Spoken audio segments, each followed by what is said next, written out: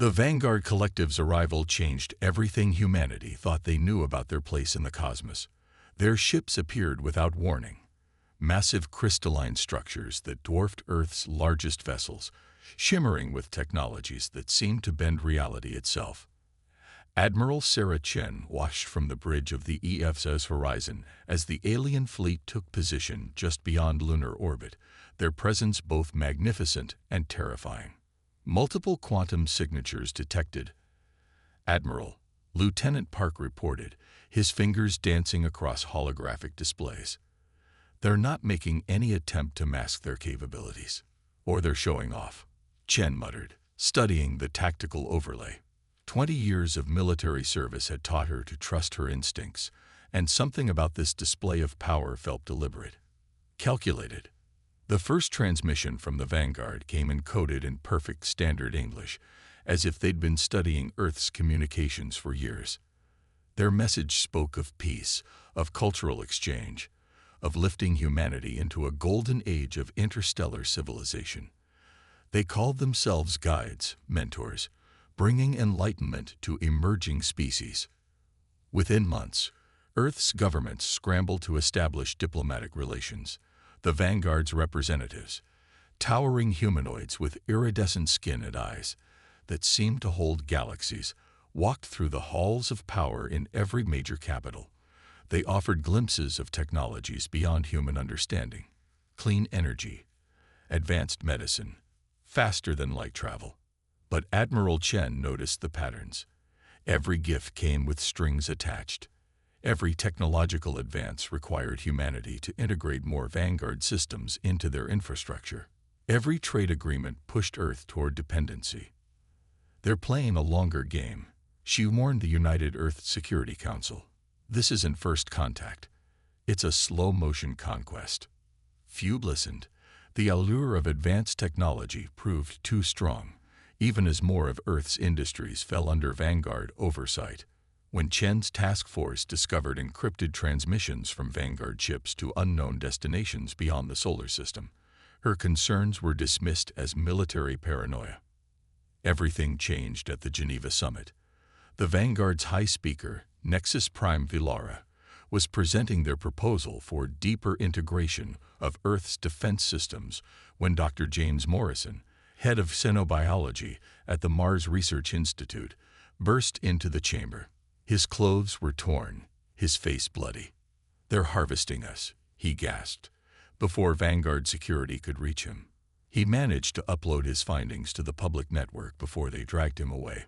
The data showed the truth. Hidden facilities where humans had been secretly taken, genetic experiments, plans to slowly modify Earth's population into a more suitable form. The Vanguard representatives didn't even try to deny it. Instead, Nexus Prime Vilara simply smiled, a terrible, ancient expression that showed too many teeth. "Did you truly believe you were our equals?" she asked the assembled human leaders. "You are resources to be managed, nothing more. Your resistance was anticipated. Your compliance is optional." The chamber erupted in chaos as hidden Vanguard weapons activated, targeting Earth's political and military leadership.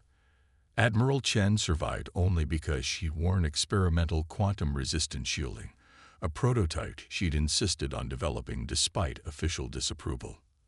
As she fought her way out of the burning building, supporting a wounded diplomat, Chen's tactical display showed similar attacks happening worldwide. The Vanguard had planned this moment carefully, striking at every center of human power simultaneously. But they had made a crucial mistake. They assumed humanity would break under their show of overwhelming force. They didn't understand what humans became when pushed into a corner. Chen reached her emergency command center just as the first reports of resistance came in. Experimental weapons, hidden research facilities, contingency plans that paranoid soldiers like her had insisted on maintaining. Humanity had been preparing for this possibility since they first looked up at the stars. "Send the Phoenix Protocol signal," she ordered, activating systems that had been dismissed as unnecessary paranoia. Across Earth and the solar colonies, hidden factories hummed to life. Secret military bases emerged from underground bunkers and asteroid hideaways. 1,000 small acts of preparation, dismissed as wasteful or paranoid, now became humanity's best hope for survival. The vanguard had revealed their true nature, expecting submission. Instead, they had awakened something they couldn't control: humanity's absolute refusal to be conquered. As the first counterattacks began, Admiral Chen sent a single message to all human forces: remember Geneva. The war for Earth's survival had begun, and humanity would show these ancient aliens exactly why you should never underestimate a species that had clawed its way up from the mud to reach the stars. 3 days after the Geneva massacre, the remains of Earth's leadership gathered in the depths of Mount Cheyenne. The facility had been designed to withstand nuclear war. Now it served as humanity's last secure command center. Holoprojections showed the escalating conflict across the solar system, red markers indicating vanguard control spreading like a cancer through human space. Admiral Chen stood before the Emergency Council, her uniform still bearing scorch marks from Geneva. The vanguard didn't just plan an invasion, she announced, projecting Dr. Morrison's final data transmission. They'd been experimenting on us for decades. Every piece of technology they gave us contained nanoscale sampling devices. Every medical breakthrough they shared was designed to map human genetic potential. The council chamber fell silent as classified files filled the displays. Secret laboratories hidden in asteroid belts, genetic manipulation protocols, population control algorithms. The vanguard had spent years cataloging humanity's unique traits: their adaptability, their resilience, their inexplicable ability to survive against overwhelming odds. They want to harvest these traits. Dr. Sarah Wong, Earth's leading xenogeneticist, explained. Their species has reached an evolutionary dead end. They've been stable for so long they can't adapt anymore. But humans, she highlighted cellular comparison data. We're still evolving, still changing. They want to extract that potential and add it to their own genome.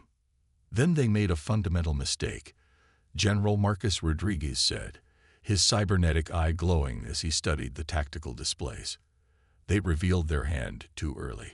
Chen nodded, activating her secure command codes. Hidden bunkers across the solar system came online, revealing humanity's own secrets. While the vanguard had been studying humans, humans had been studying them right back. Project Prometheus, Chen announced. Every piece of vanguard tech we received was reverse engineered, tested, and improved upon. Their quantum drives. We found ways to detect their signatures, their phase shift weapons. We developed countermeasures. Their genetic sampling. We fed them carefully selected data, hiding our true capabilities. The displays showed underground facilities on Mars, Europa, and Titan, places where humanity had prepared for this possibility.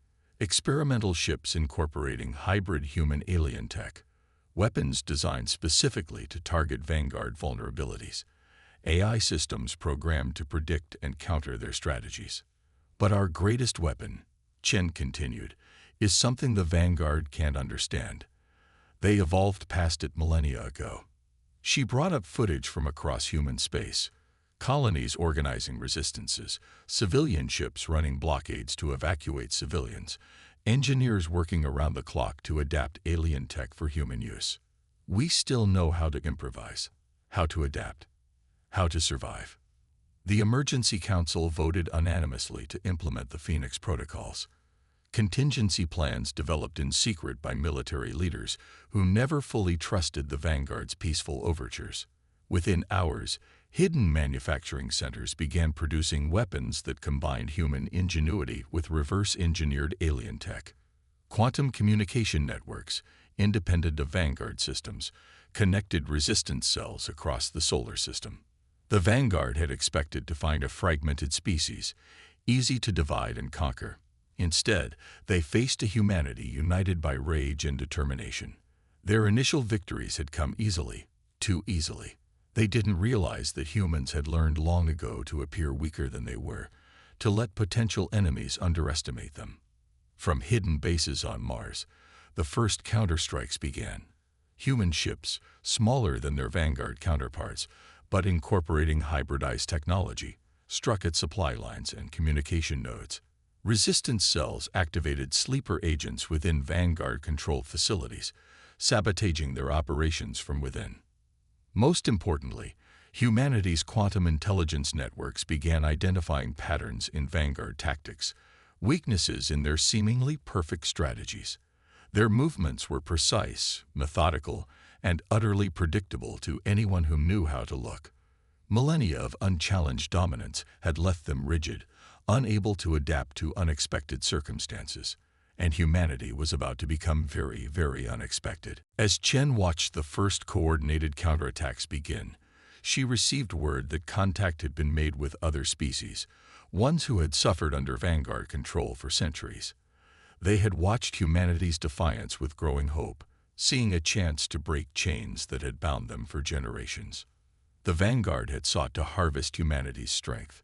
Instead, they had given humanity a reason to show them exactly how strong they could be. "Send word to all commands," Chen ordered. "Operation Prometheus begins at dawn."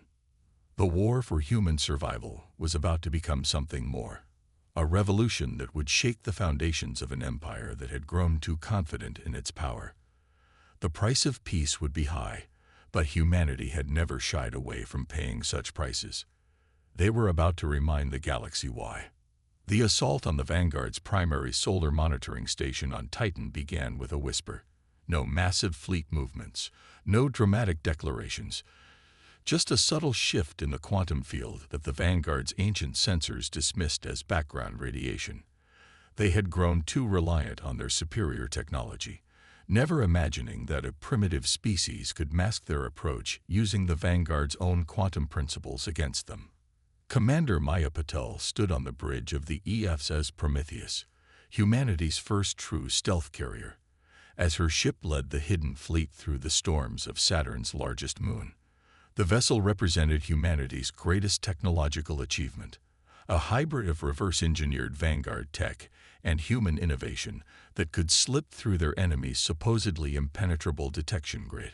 "All strike teams report ready," Lieutenant Zhao whispered, though sound couldn't travel through quantum channels. "Old habits died hard. Phase shift countermeasures are active." Patel nodded, watching the tactical display where red dots marked Vanguard positions.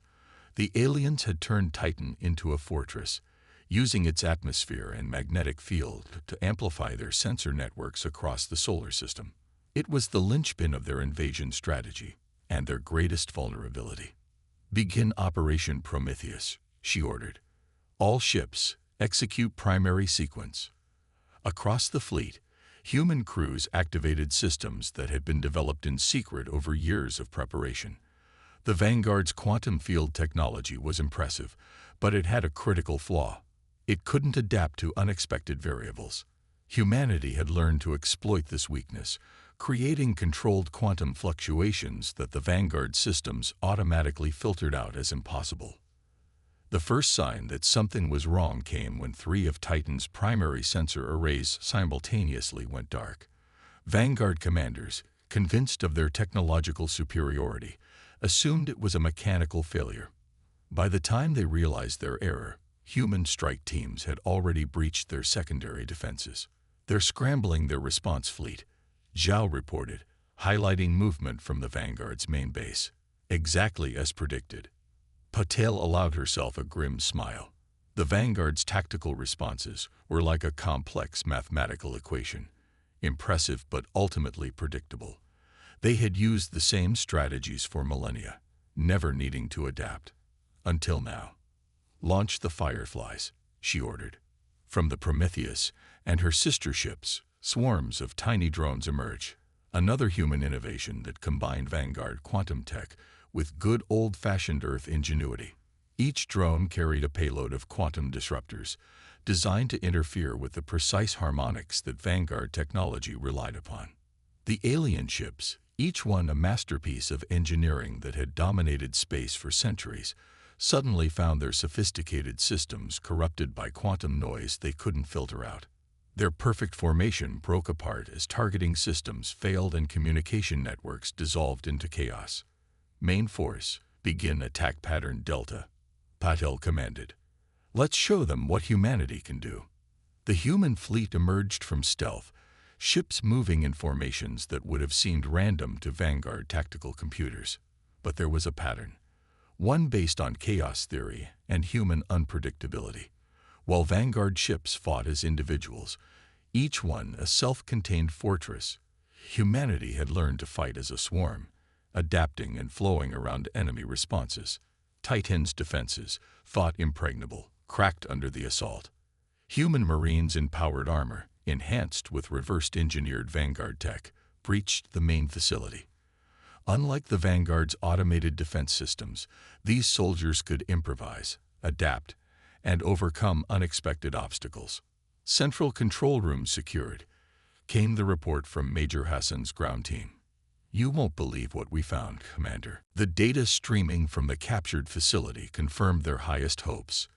The Vanguard's entire tactical network laid bare patrol routes, supply lines, communication protocols. But more importantly, they found something unexpected, evidence that humanity wasn't the first species to resist Vanguard control. Multiple quantum signatures detected, Zhao announced suddenly, much larger than anything we've seen before. Patel's tactical display lit up with new contacts emerging from Saturn's rings. For a moment, she feared they had walked into a trap. Then the communications channel crackled with an unexpected message. Human vessels, this is Admiral Kexry of the Free Alliance, came a voice speaking perfect English. We've waited centuries for a species with the courage to strike the first blow. Room for a few more in this fight. From their hidden bases in Saturn's rings emerged ships of obvious alien design. Vessels belonging to species that had been gathering strength in secret, waiting for a chance to break free from Vanguard control. They had watched humanity's resistance with growing hope, seeing a chance to finally challenge their ancient oppressors. Welcome to the revolution, Admiral, Patel replied, already adjusting tactical displays to coordinate with their new allies. Humanity would be honored to fight alongside you. As the combined fleets secured their position on Titan, Patel couldn't help but appreciate the irony. The Vanguard had sought to harvest humanity's strength, never realizing that human strength lay not in their genetics, but in their spirit, their ability to unite, to adapt, and to inspire others to rise up against impossible odds. Operation Prometheus hadn't just struck a blow against the Vanguard's military might. It had lit a fire of rebellion that would spread across their empire, ignited by humanity's refusal to submit to tyranny. The real war was just beginning. In the captured war room beneath Titan's icy surface, Admiral Chen studied the holographic map showing the true extent of the Vanguard's empire. Dozens of species, hundreds of worlds, all bound by chains of technological dependence and genetic manipulation. The Titan facility's databases had revealed a pattern spanning millennia, the Vanguard systematically identifying, subjugating, and harvesting promising species across the galaxy. They're not just conquerors, Dr. Wong explained, her hands moving through the quantum displays as she analyzed genetic data from multiple species. They're parasites. Each conquered species provided some unique trait the Vanguard wanted to absorb into their genome. But they could never replicate the one thing that made these traits valuable in the first place. Adaptability, Chen finished. They can take our genetic advantages, but not our ability to change and grow.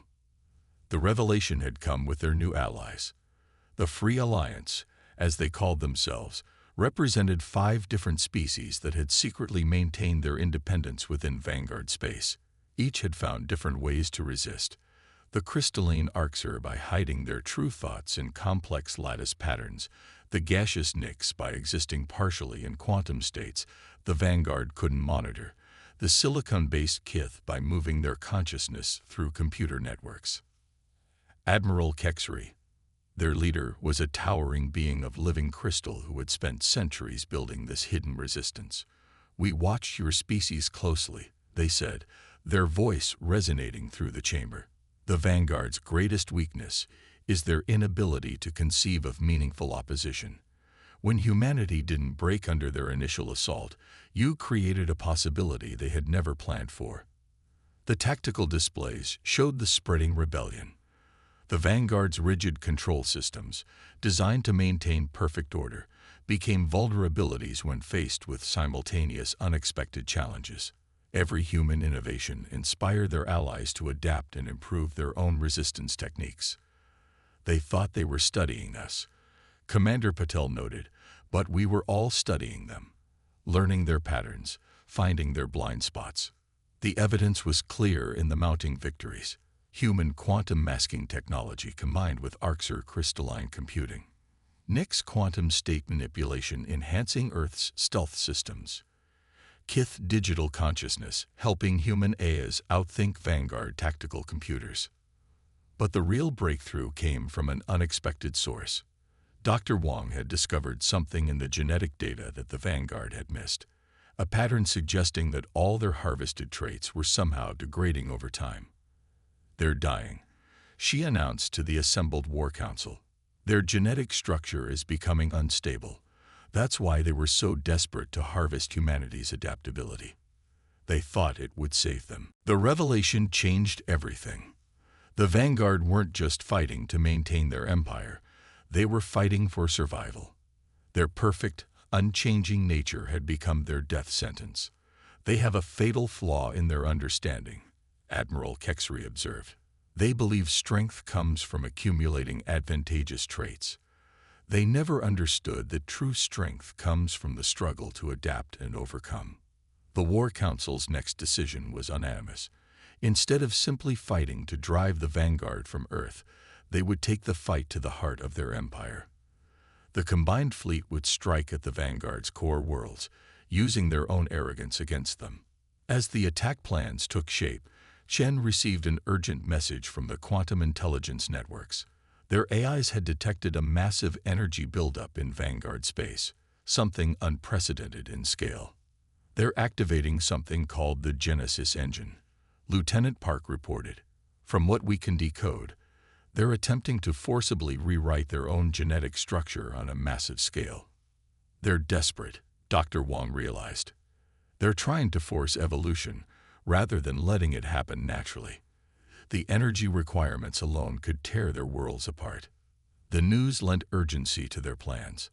The Vanguard's desperation made them more dangerous than ever, but it also meant they were vulnerable in ways they had never been before.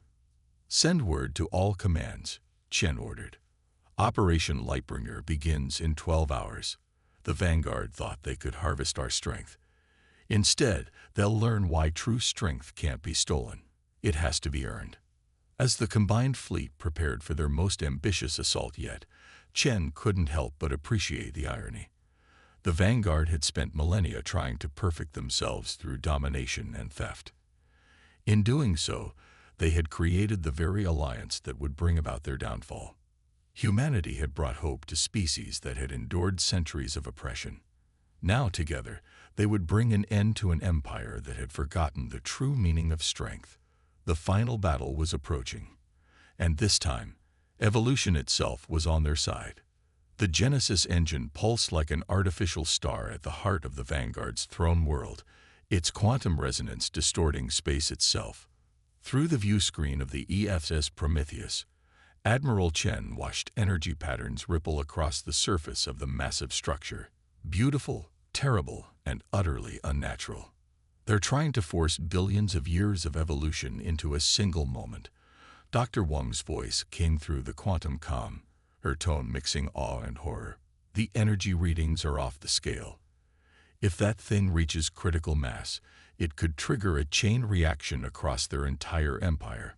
The combined fleet of humanity and the Free Alliance held position just outside the Vanguard's sensor range, cloaked by overlapping fields of quantum distortion.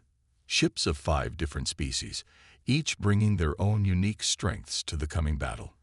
The crystalline vessels of the Arxer glittered like stars, while Nix ships shifted between states of matter, and Kith digital warminds rode clouds of self-replicating nanites.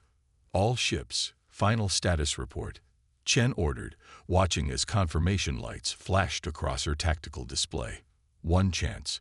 They would have one chance to stop the Vanguard from committing what amounted to evolutionary suicide, and potentially taking half the galaxy with them. The Vanguard's desperation had made them predictable. Their entire fleet surrounded the Genesis engine, arranged in perfect geometric formations that their tactical doctrine claimed were optimal. They never learned. Even now, facing extinction, they couldn't adapt. Operation Lightbringer is go, Chen announced. All ships, execute primary sequence. The attack began not with a massive fleet engagement, but with a subtle pulse of quantum energy, a signal that propagated through the Vanguard's own communication network. For millennia, they had used quantum entanglement to maintain perfect control over their empire. Now that network became their greatest vulnerability.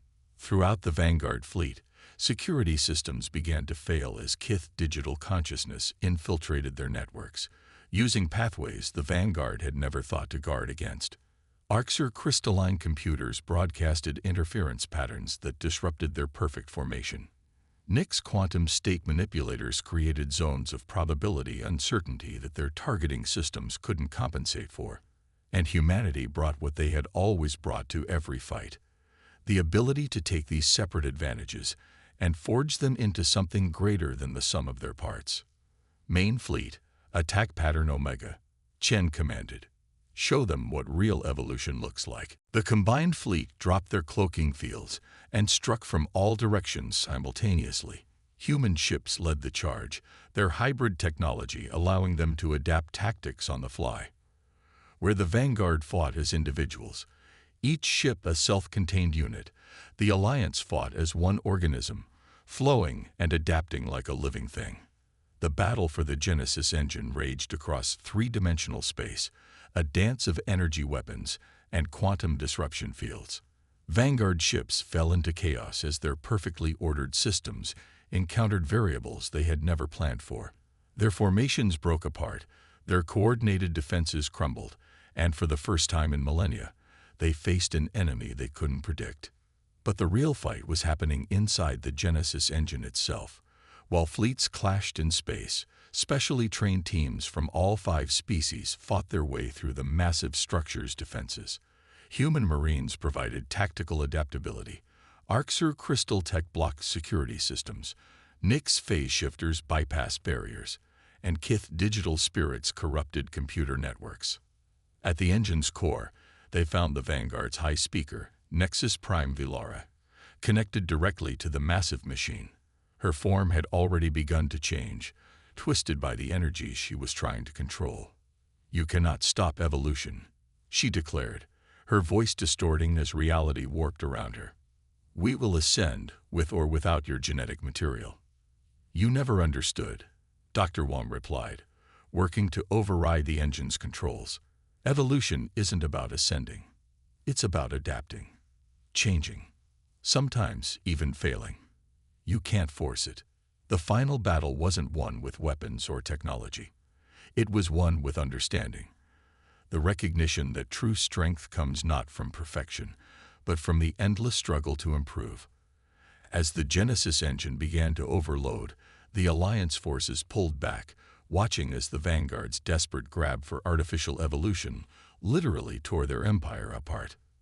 In the aftermath, as the combined fleet secured the remaining Vanguard worlds, Chen stood in the Prometheus's observation deck, watching the sunrise over a liberated planet. They spent millennia trying to harvest the strength of other species, Admiral Kexri observed, their crystalline form refracting the starlight. They never understood that real strength comes from working together, from helping each other grow.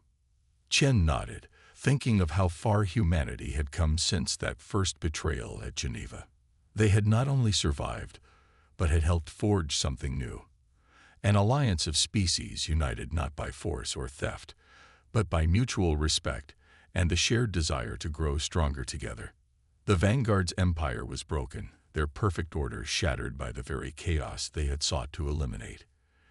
In their place rose something new, an alliance that understood that true evolution, true strength, came not from stealing traits, but from earning them through cooperation and determination. Humanity had reminded the galaxy of an ancient truth, that the strongest steel is forged in the hottest fires, and that true power comes not from avoiding change, but from embracing it. The war was over. The real evolution was just beginning.